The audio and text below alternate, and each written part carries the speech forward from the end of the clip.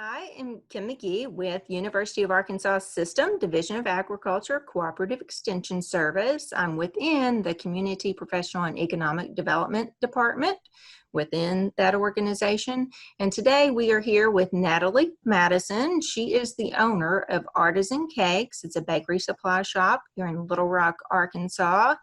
And on March 19th, a lot of restrictions were placed on businesses in Arkansas by our governor, Asa Hutchinson, for the safety of us all. And with those restrictions came hardships for businesses, and they found themselves in a must-do situation in where they had to adjust their business model to stay afloat. Being a small business owner myself and a home baker, I noticed several ways that Natalie and her business, Artisan Cakes, were adjusting successfully to stay afloat. So today we are going to talk specifically about some of those ways that Natalie has adjusted. We want to welcome Natalie and thank her for being here today.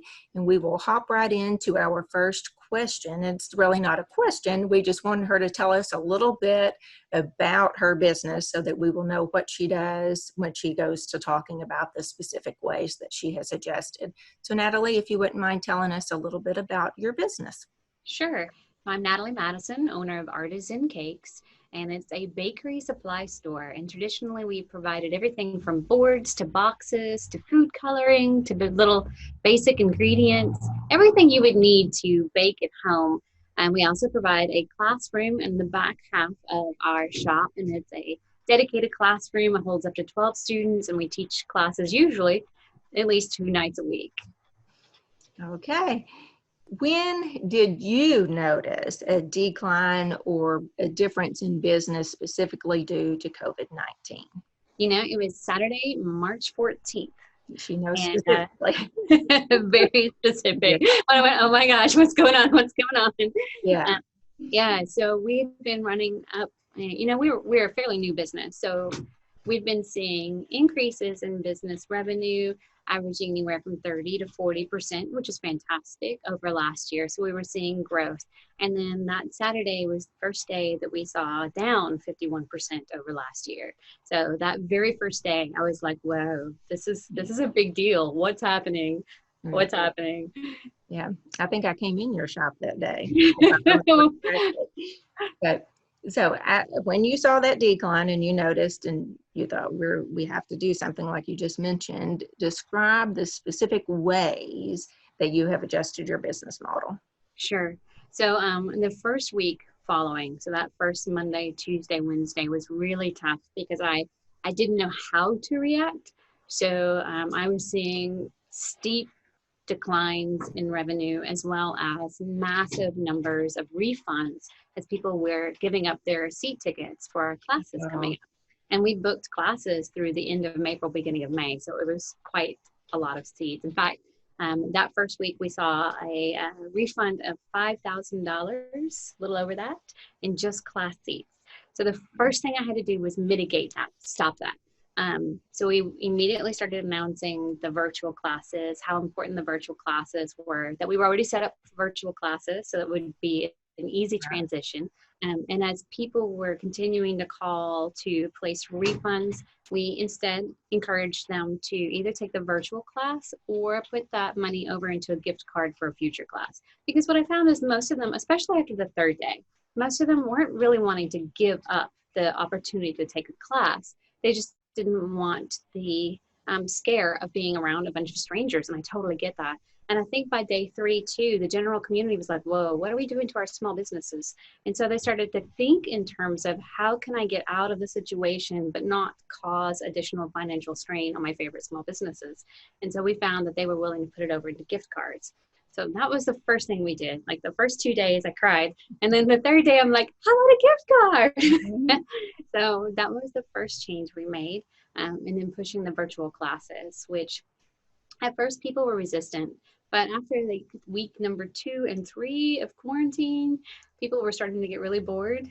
So they started looking for other outlets of entertainment, especially our regulars. So we started seeing an uptick in seat attendance for our virtual classes, which was awesome. So that was the first stage. You want me to keep on going? You have any Yes, specific? I know you've done several other things, so just keep going in all of the ways that you have adjusted. All right. So then next we decided to close our doors to the general public and decided to only do online ordering, phone ordering with curbside, as well as shipping. And that was for our staff safety as well as our own personal safety. We were taking it pretty seriously from day one. It's like it's really hard for people to come in and look at things in our store without touching it. And so every time somebody would come in, they'd touch it. We'd have to follow along with our sanitizer and do our best to sanitize it.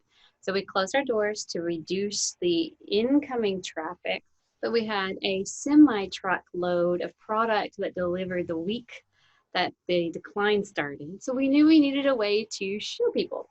So we started virtual tours, and we've really only done one virtual tour. Our second one is set to release this week, and we'll have several slideshows as well coming up that give people a glimpse into entire collections and what we have available. We also started focusing on kid activities. In fact, that was the first thing to actually have an uptick in sales were children related activities. They were the 3D cookie boxes. We did a kids camp virtually, and we had a very small amount of inventory in these cookie boxes, but we sold every single one of them. I think it was a total of like 14 to 16 actual boxes, but we sold them all in 1 week, and we're able to give just a little bit of entertainment for our kids at home. So we also felt like that was a nice community offering and balance because the virtual kids camp was completely free. All they needed to do was buy the cookie kit. And if they had the cookie kit already from Christmas or from some other location, they were welcome to join them too. So virtual classes, virtual tour, kids activities. And then we started hearing about, and I have not been to the grocery store since all this started. So curbside is the way I want to go.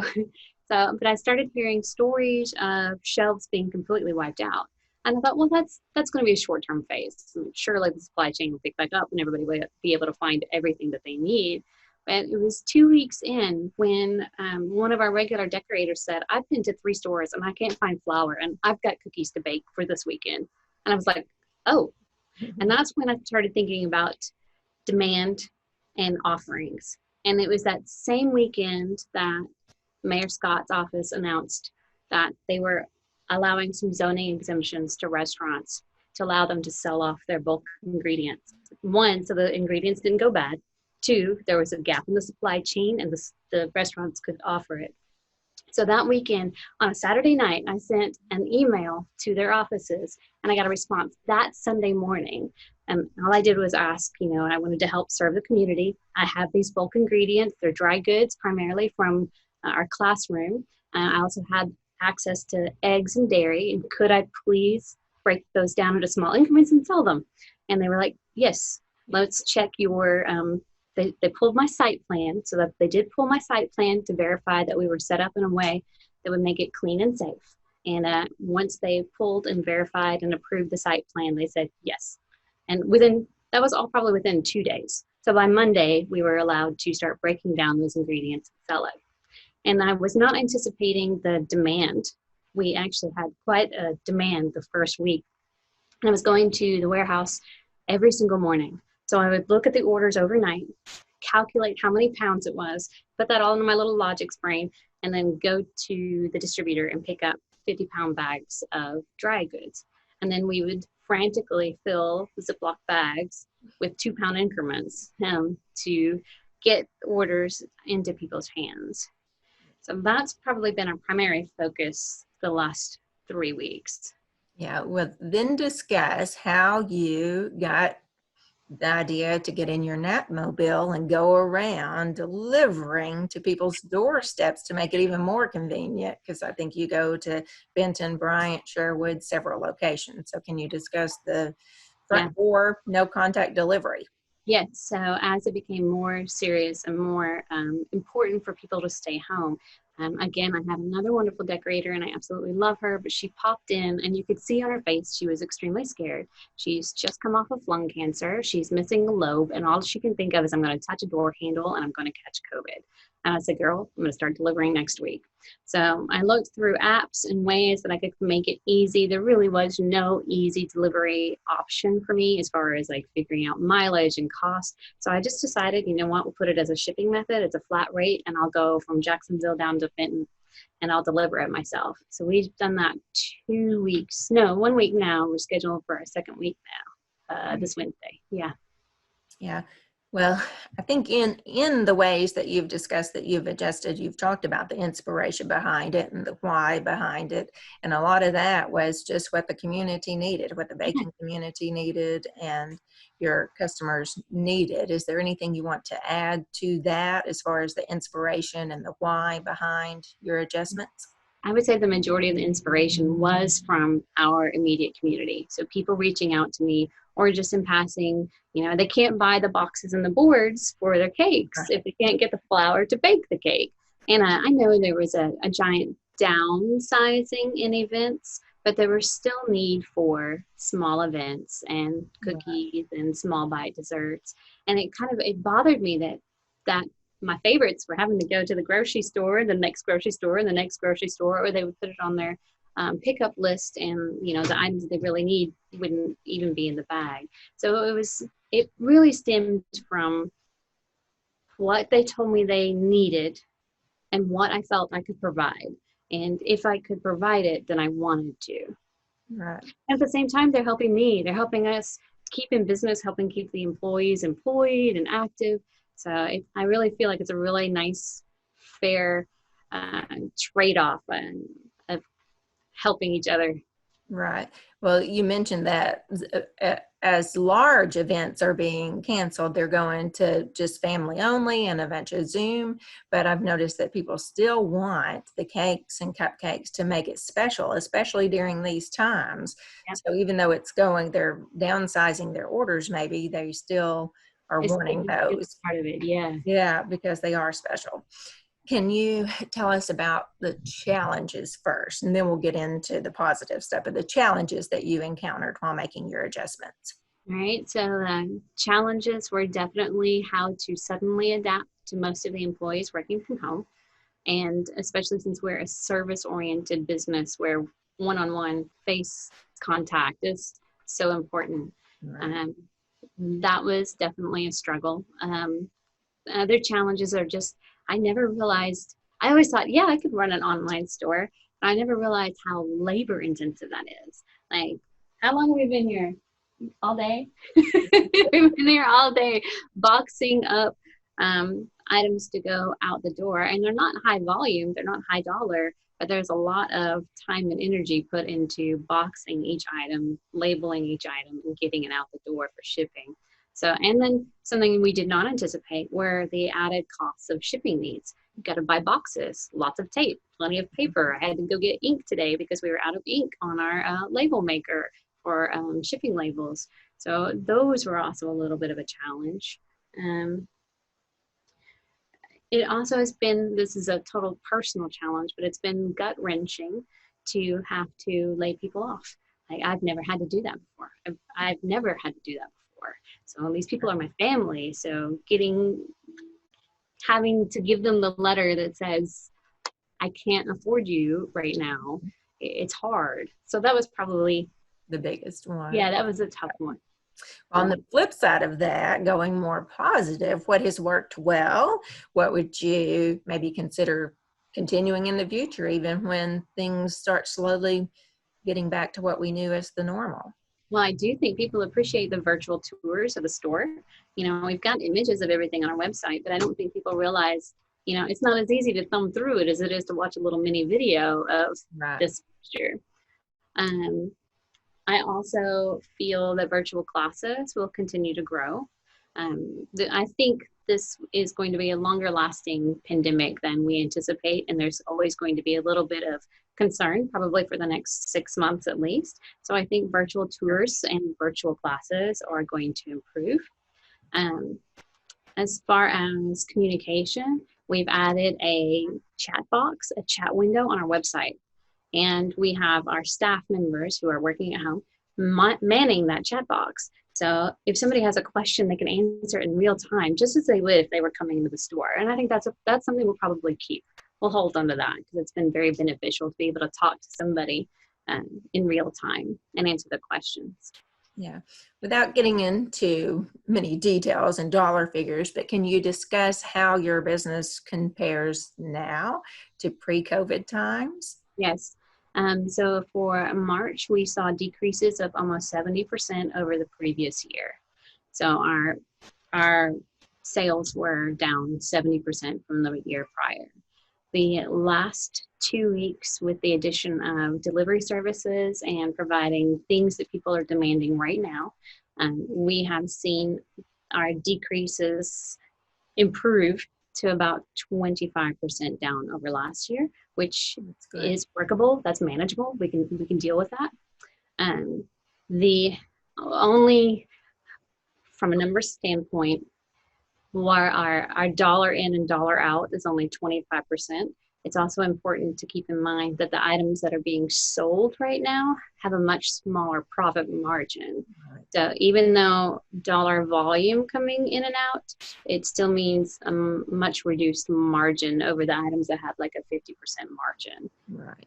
So I try to keep that in the back of my mind, like, yeah, we're doing good. And I'm like, wait, no, we only made 25 cents on that.